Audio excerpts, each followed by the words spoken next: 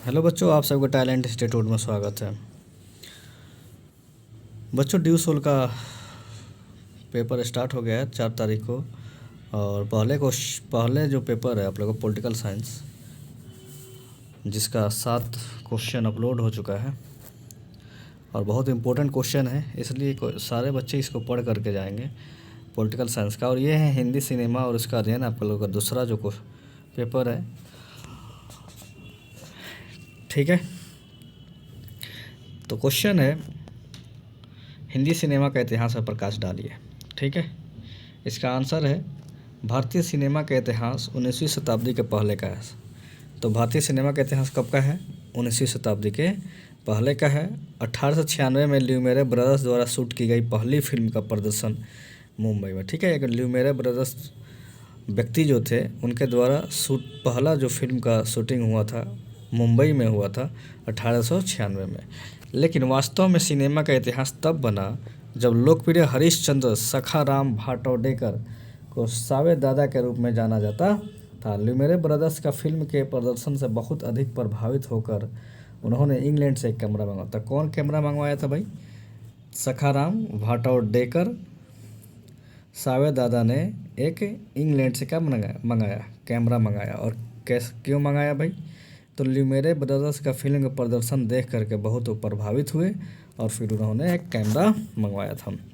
मुंबई में उनकी पहली फिल्म हैंगिंग गार्डन में शूट की गई थी।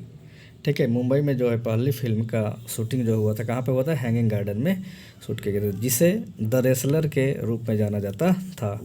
यह एक कुश्ती मैच की सरल रिकॉर्डिंग थी जिसे 1899 में प्रदर्शित किया गया था और भारतीय फिल्म उद्योग में यह पहला चलचित्र माना जाता है। ठीक है, और ये भारतीय फिल्म में पहला क्या था भाई? चलचित्र फिल्म माना गया था। भारतीय सिनेमा के पिता दादा साहेब फाल्के ने भारत की पहली लंबी फिल्म राजा हरिश्चंद्र बनाई थी। ठीक है ना भाई? तो भारतीय सिनेमा का पिता कहे जाने वाले दादा साहेब फाल्के ने भारत की पहली लंबी फिल्म राजा हरिश्चंद्र बनाई थी, जो सन 1913 में प्रदर्शित किया गया था। ठीक है, राजा हरिश्चंद्र जो पहला मूवी था अपने भारतीय सिनेमा का, जो कि दादा साहेब फाल्के ने बनाया था, 1913 में ये प्रदर्शित हुआ था। मूक फिल्म यानी ध्वनि रहित होने के बावजूद इसमें क्या था भाई? साउंड नहीं था, है ना। होने के बावजूद इसे व्यावसायिक सफलता मिली। इसमें साउंड नहीं था तो भी इसमें क्या मिली? व्यावसायिक सफलता मिली, यानी बहुत बिजनेस बढ़ चढ़ के चला ये, है ना। दादा साहब केवल निर्माता नहीं थे बल्कि निर्देशक, लेखक, कैमरामैन, संपादक, मेकअप कलाकार और कला निर्देशक भी थे। ठीक है ना, ये बहुत ऑलराउंडर थे।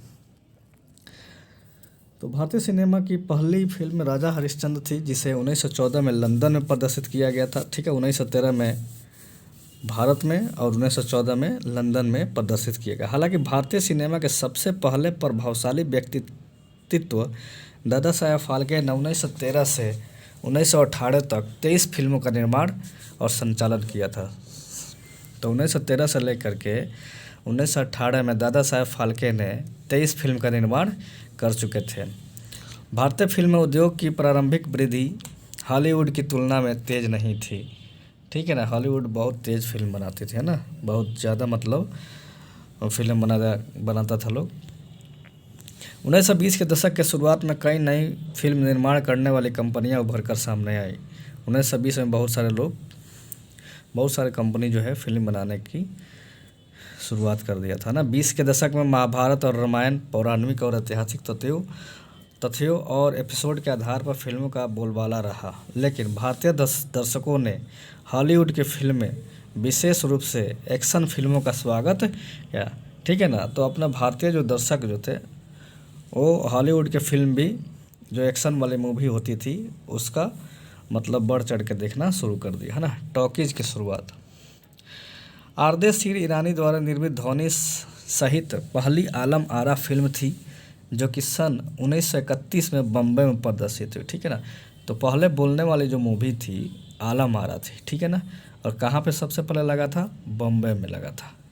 ठीक है, मुंबई का जो है नाम उस समय बम्बई था। यह भारत की पहली ध्वनि फिल्म थी। आलम आरा का प्रदर्शन ने भारतीय सिनेमा के इतिहास में एक नए युग की शुरुआत की। फिरोज शाह आलम आरा के पहले संगीत निर्देशक थे। ठीक है, फिरोज शाह जो थे, आलम आरा जो मूवी था उसका पहले संगीत निर्देशक थे। 1931 में आलम आरा के लिए रिकॉर्डिंग किया गया पहला गीत था दे दे खुदा के नाम पर। ठीक है, यह वजीर मोहम्मद खान द्वारा गाया गया था। तो इस गाना को कौन गाया था? वजीर मोहम्मद खान। इसके बाद कई निर्माण कंपनियों ने कई फिल्मों को रिलीज किया, जिसकी वजह से भारतीय सिनेमा में काफ़ी वृद्धि हुई। 1927 में 108 फिल्मों का निर्माण किया गया था। 1927 में कितना फिल्म का निर्माण किया गया? 108 फिल्म का निर्माण किया गया, जबकि 1931 में 328 फिल्मों का निर्माण किया गया। इसी समय एक बड़ा फिल्म हॉल भी निर्मित किया गया, जिससे दर्शकों की संख्या में एक बहुत महत्वपूर्ण वृद्धि हुई। 1930 और 40 के दौरान कई प्रख्यात फिल्म हस्तियों जैसे देवकी बोस, चेतन आनंद, एस वासन, नितिन बोस और कई अन्य प्रसिद्ध लोग को फिल्में पर्दे पर उतारा गया। क्षेत्रीय फिल्मों का विकास। इतना ही नहीं, केवल हिंदी सिनेमा का विकास ही नहीं हुआ, बल्कि देश में क्षेत्रीय फिल्म उद्योग ने भी अपनी छाप छोड़ी। 1917 में पहली बंगाली फीचर फिल्म नल दमयंती प्रमुख भूमिकाओं में इतालवी अभिनेताओं के साथ JF मदान द्वारा बनाई गई थी। ठीक है ना, तो क्षेत्रीय मूवी भी बनाना, जैसे कि हर राज्य का अपना अपना मूवी। इस फिल्म के फोटोग्राफर ज्योति सरकार थे।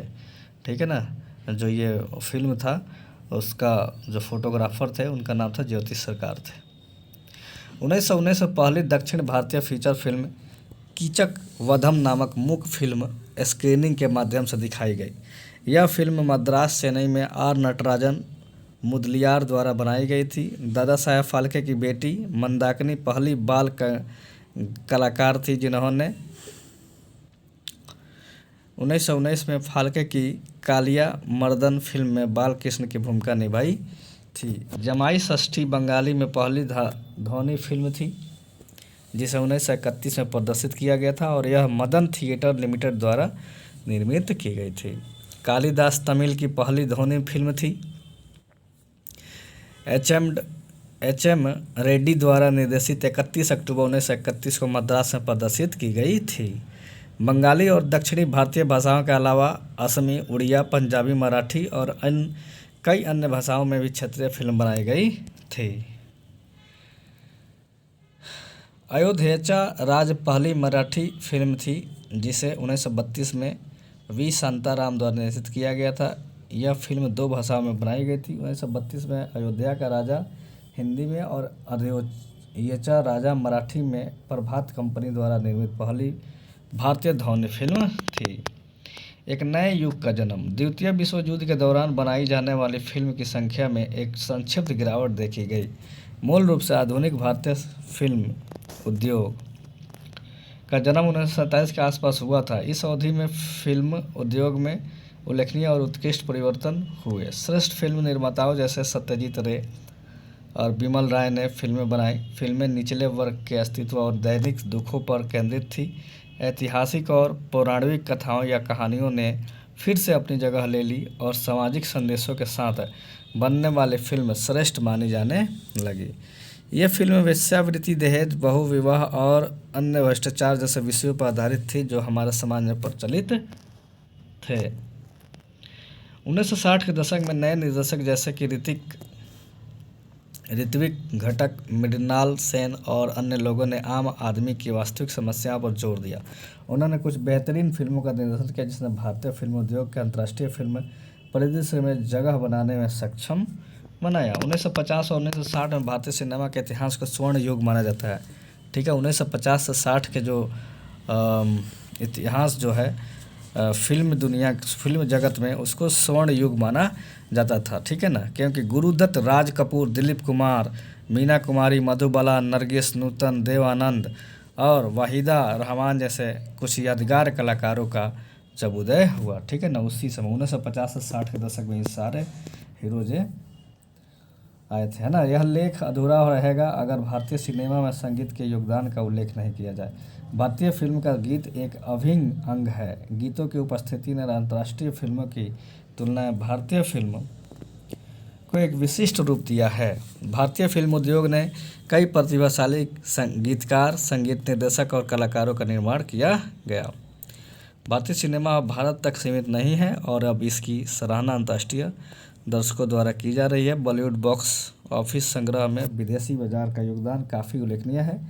2013 में भारत के नेशनल स्टॉक एक्सचेंज में 30 फिल्म प्रोडक्शन कंपनियों को सूचीबद्ध किया गया था। मल्टीप्लेक्स भी कर प्रोत्साहनों के कारण सेंसेक्स भारत में तेज़ी से आगे बढ़ रही है। भारतीय सिनेमा हमारे दैनिक जीवन का एक हिस्सा बन गया है, चाहे वह क्षेत्रीय और बॉलीवुड ही क्यों न हो। हमारे समाज में मनोरंजन के लिए खेल भी एक प्रमुख भूमिका निभाता है। यद्यपि भारतीय सिनेमा का प्रमुख शब्द मनोरंजन है, इसलिए खेल से अधिक फिल्म उद्योग की जिम्मेदारी है, क्योंकि फिल्में दर्शकों के मन को प्रभावित करती है। तो ये रहा आप लोग का सिनेमा का इतिहास। ठीक है, आप लोग इसको पढ़िए, समझिए और इम्पोर्टेंट है, इसको अच्छे से पढ़ कर जाइएगा और आएगा तो लिख लीजिएगा। ओके बच्चों, फिर मिलते हैं अगले वीडियो में। Thank you so much.